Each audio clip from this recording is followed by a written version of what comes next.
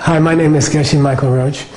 I grew up in the United States, and then I was lucky to attend Princeton University. Halfway through my studies at Princeton, I got a telephone call about my mother, that my mother had passed away suddenly. And then I sort of lost my interest in school, I lost my focus, and I went to India looking for a spiritual path. I ended up studying with the Tibetans. I attended a monastery, a Tibetan monastery, and I stayed there for 25 years. And I finished the course of study there, which is called a Geshe. The final examination for the Geshe is about 3 weeks of very intense debating and public examinations. And then when I finished, I was successful to finish. I was the first Westerner to finish at my monastery, the Geshe degree. And then my teachers asked me, we'd like you to do an extra part of an examination, an extra examination. Then I said, what is the extra examination? And they said, well, we would like you to go to New York, and we would like you to start a business, and we would like you to use the principles of mental seeds and karma, which you learned in the monastery, and we want to see if you can use those principles in order to make a successful company.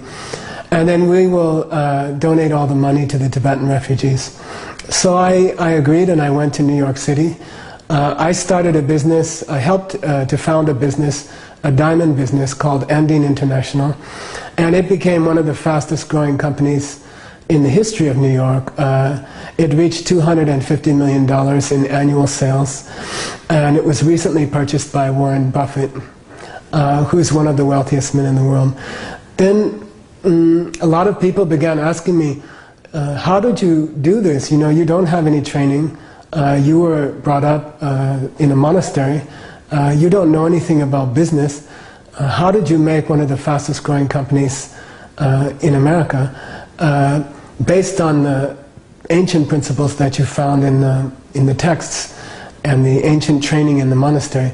So I began to give talks, and people began to come to the talks. I wrote a book called The Diamond Cutter, how you yourself can become successful by using the same principles that I used, that I was taught in the monastery.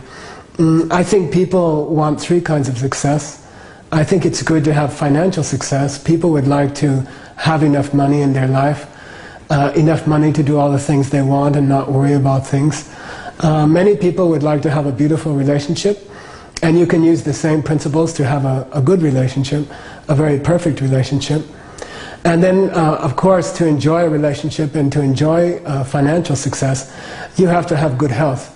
I would call that mastery of one's life.